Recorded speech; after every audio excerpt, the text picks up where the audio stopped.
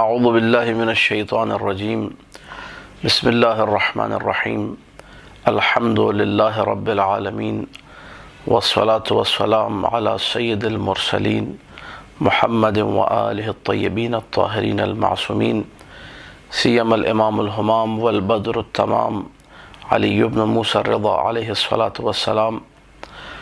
اما بعد فقال اللہ تبارک و تعالی فی کتابہ المبین بسم اللہ الرحمن الرحیم ذریۃ بعضها من بعض. عزیزان محترم، آپ سب کو اپنی طرف سے مجمع افکار اسلامی کی پوری ٹیم کی طرف سے بہت بہت صمیم قلب کے ساتھ مبارکباد پیش کرتا ہوں 11 ذی قعدہ کی ولادت امام رضا علیہ الصلوۃ والسلام کی.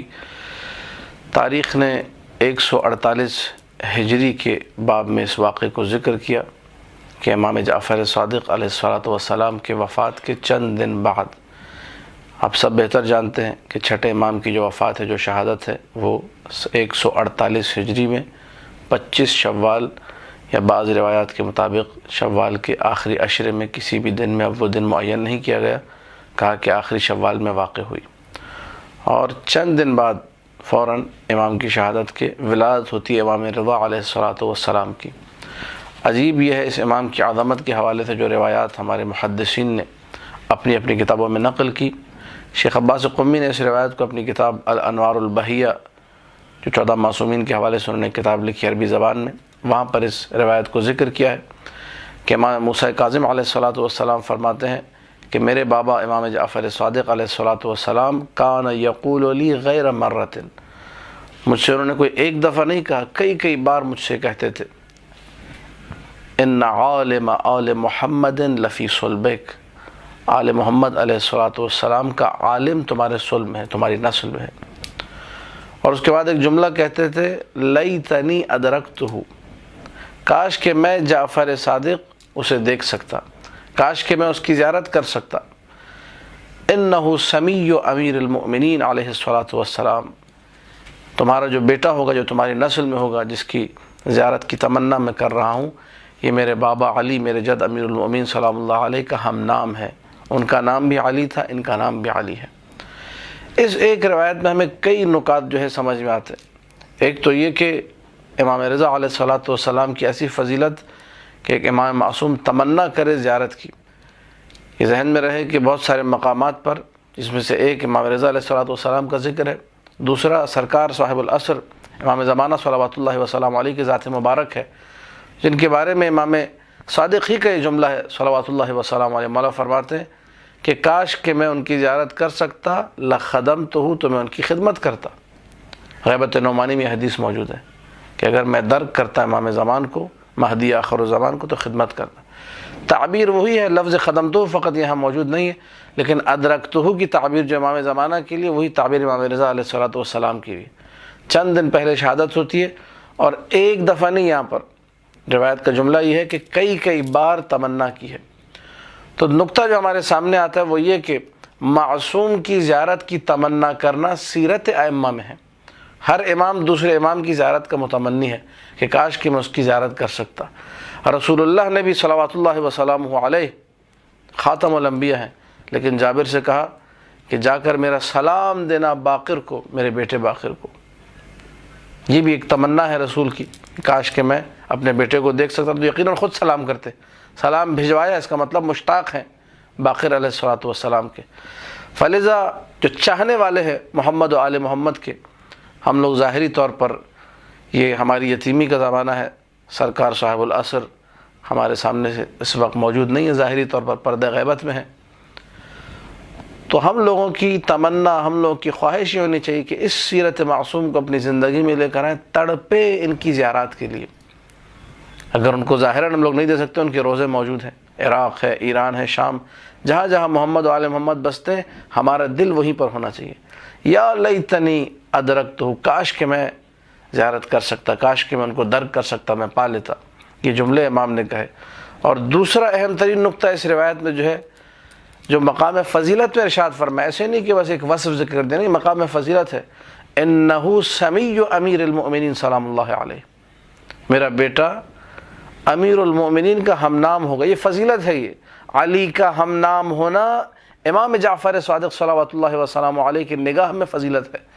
جب امام کی نگاہ میں فضیلت ہے تو اب تمام وہ مؤمنین جو اپنے بچوں کے نام علی سلام اللہ علیہ کے نام پہ رکھتے ہیں، اس ذات مقدس کے نام کو اپنے بچوں کے نام سے منسوب کرتے ہیں اور کہتے ہیں کہ میرے بیٹے کا نام بھی علی ہونا چاہیے۔ اور یہ ذہن میں رہے کہ سرکار سید الشہداء نے فرمایا تھا واللہ لو ولد لی مئۃ لاحببت ان لا اسمی احد منهم الا علی، روایت سفینۃ البحار شیخ عباس قمی میں موجود ہے کہ خدا اگر حسین ابن علی کو 100 بیٹے دے تو اپنے ہر بیٹے کا نام میں علی رکھوں گا، علی اکبر، علی اصغر، علی اوسط۔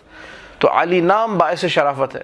بحار المار میں پورا ایک باب قائم کیا گیا ہے ان اسم علی صلوات اللہ وسلامہ علیہ محبوب عند الائمہ علی الاطلاق، نام علی تمام ائمہ کو پیارا تھا، سن کے اس نام کو خوشی کا اظہار کرتے تھے، خوش ہوتے تھے کہ ہمارے بابا کا نام ہے۔ تو مقام فضیلت میں امام جعفر صادق صلوات اللہ وسلام علیہ اپنے بیٹے سے کہا کہ ایک شرف، ایک فضیلت یہ ہے تمہارے نسل میں آنے والے عالم آل محمد کی کہ وہ میرے بابا میرے جد علی کا ہم نام ہوگا، نام ان کا علی ہے۔ دوسرا اہم ترین، تیسرا بلکہ ایک اور اہم ترین نقطہ کہ عالم آل محمد کی تعبیر استعمال کی، اور بعض روایت میں یہ بھی ہے کہ اس کے پاس ایسا علم ہوگا جو تم اس سے پوچھنا چاہو پوچھو۔ اسی لیے بعض روایت میں جہاں لفظ عالم آیا ہے مراد امام رضا علیہ الصلوۃ والسلام کی ذات گرامی ہے۔ جب کہا جائے کہ عالم آل محمد نے یہ فرمایا تو محدثین نے ذکر کیا کہ بعض روایت میں 8ویں مولا مراد ہے، اگرچہ ذہن میں رہ رہی ہے کہ امام موسیٰ کاظم علیہ الصلوۃ والسلام کے لیے بھی لفظ عالم استعمال ہوا ہے، جس طرح 7ویں مولا ہی نے یہ فرمایا کہ میں نے اپنی کنیت اپنے بیٹے کو عطا کی، نحلتہ کنیتی۔ ابو الحسن حقیقت میں کنیت ہے امام موسیٰ کاظم علیہ الصلوۃ والسلام کی۔ روایات آل محمد علیہ الصلوۃ والسلام میں جہاں لفظ ابو الحسن آتا ہے، ابو الحسن بغیر کسی قید کے آ جائے، یعنی خالی ابو الحسن ہو، آگے کوئی لفظ نہ ہو، یا ابو الحسن الاول ہو، یا ابو الحسن الماضی ہو، یا خالی ابو الحسن ہو، یہ سارے کے سارے ابو الحسن جب الفاظ استعمال ہوتے ہیں ابو الحسن اول، ابو الحسن ماضی یا خالی ابو الحسن، مراد امام موسیٰ کاظم علیہ الصلوۃ والسلام کی ذات ہے۔ تو کہا وہی کنیت جو میری مجھ موسیٰ کاظم کی میں نے اپنے بیٹے علی رضا کو دی۔ تو نام علی کا ہے، کنیت موسیٰ کاظم صلوات اللہ وسلم علیہ کی ہے۔ مادر گرامی کا نام تکتم یا نجمہ خاتون سلام اللہ علیہ یا سمانہ پکارا جاتا تھا ام البنین کے نام سے، بعض مورخین نے خیزران، بعض نے سقر، بعض نے شقرا، یہ سارے کے سارے نام اس مقدسہ و مطہرہ بی بی کے لیے ذکر ہوئے ہیں۔ وحی الہی کے ساتھ جو اس خاندان عصمت میں وارد ہوئی، رسول اللہ بتا کر گئے تھے، ائمہ نے بتایا تھا کہ اس قسم کی خاتون ہوگی، خواب میں آ کر بھی تاکید کی اس امر کی۔ نجمہ خاتون کنیز تھی حقیقت میں، امام جعفر صادق صلوات اللہ علیہ کی جو زوجہ تھی ان کی کنیز تھی، حضرت حمیدہ مصفات کی کنیز تھیں۔ حکم ہوا کہ اس کنیز کو تم ہبہ کرو موسیٰ کاظم سلام اللہ علیہ کو، کیونکہ اس کنیز کے ذریعے سے، اس ام البنین کے ذریعے سے، اس نجمہ خاتون کے ذریعے سے اللہ نور آل محمد میں سے ایک نور کو روئے زمین پر اتارے گا۔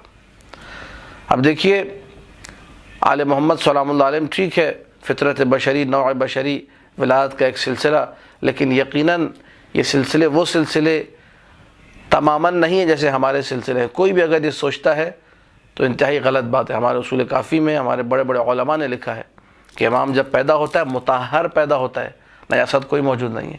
مختون پیدا ہوتا ہے، کوئی وہ سلسلہ نہیں جو ہمارے یہاں سلسلے ہوتے ہیں سارے کے سارے۔ اسی لیے حضرت نجمہ خاتون فرماتی ہیں کہ جب میں حاملہ تھی، جب اس نور مطہر کا حمل ہوا مجھے، یہ نور مطہر میرے وجود میں آیا۔ عام عورتوں میں کیا ہوتا ہے جب عورتیں حاملہ ہوں تو حمل کے بوجھ کو محسوس کرتی ہیں اپنے وجود میں کہ ایک بچے کا وجود ان کے وجود میں آ گیا۔ بی بی فرماتی ہے میں نے کبھی امام رضا علیہ الصلوۃ والسلام کے حمل کے بوجھ کو محسوس ہی نہیں کیا۔ اس کا مطلب یہ حمل دیگر جو حمل ہوتے ہیں ان سے مختلف ہے، یہ نور، یہ پاکیزہ، یہ نورانی ولادت ہے۔ لہٰذا بی بی فرماتی ہیں کہ جب اس نور نے زمین پر قدم رکھا تو حالت سجدہ میں آیا، سر کو آسمان کی طرف اٹھایا، شہادتین، اس کے بعد ولایت کی گواہی، اس کے بعد تمام کے تمام وہ طریقے جو دیگر ائمہ سلام اللہ علیہم کے ہیں۔ یہ بچہ آیا اس طریقے سے کہ خلیفۃ اللہ روئے زمین پر آئے۔ لقب اس کا قرار پایا رضا۔ جو مخالفین تھے، جو معاندین تھے، انہوں نے کبھی بادشاہ نے لقب دیا، حتیٰ کہ امام جواد علیہ السلام کے سامنے آ کر عرض کیا کہ مولا آپ کے بابا کو رضا مأمون ملعون نے یہ لقب دیا تھا۔ امام نے کہا نہیں ایسا نہیں ہے، رضا میرے بابا کو رضا اس لیے کہا گیا کہ آسمانوں میں اللہ راضی ہے، زمین پر پیغمبر اور اولاد پیغمبر سب اس سے راضی ہیں۔ بعض روایت میں ملتا ہے کہ واحد وہ امام کہ جس سے مؤلف و مخالف یعنی اپنے بھی دوسرے بھی سب راضی ہوں، اس کو کہتے ہیں رضا۔ جو رضا الہی کا محور و مرکز ہو اسے کہتے ہیں رضا۔ وہ امام رؤوف جس کے بارے میں علماء نے لکھا کہ تمام ہمارے ائمہ مہربان ہیں، رؤوف ہیں۔ یہ علامہ طباطبائی کے بھائی سید محمد حسن طباطبائی ان کا جملہ ہے، فرماتے ہیں امام رضا صلوات اللہ وسلام علیہ کی رأفت حسی ہے۔ انسان حرم میں قدم رکھتا ہے، السلام علیک یا غریب الغربا کہتا ہے، فوراً اس کو احساس ہوتا ہے کہ اللہ کی جو روئے زمین پر ایک نور اللہ نے رکھا ہے، رضا علیہ الصلوۃ والسلام کی صورت میں خلیفۃ اللہ فی الارض جو ہے ان کی طرف سے ایک عنایات نے گھیر لیا ہے۔ حس ہوتا ہے، انسان کو محسوس ہوتا ہے۔ یہ امام رضا صلوات اللہ وسلام علیہ کی زیارت ہے، اور اللہ کے رسول نے فرمایا تھا، بس یہ آخری جملہ، کہ میرا ایک ٹکڑا خراسان کی زمین میں مدفون ہوگا۔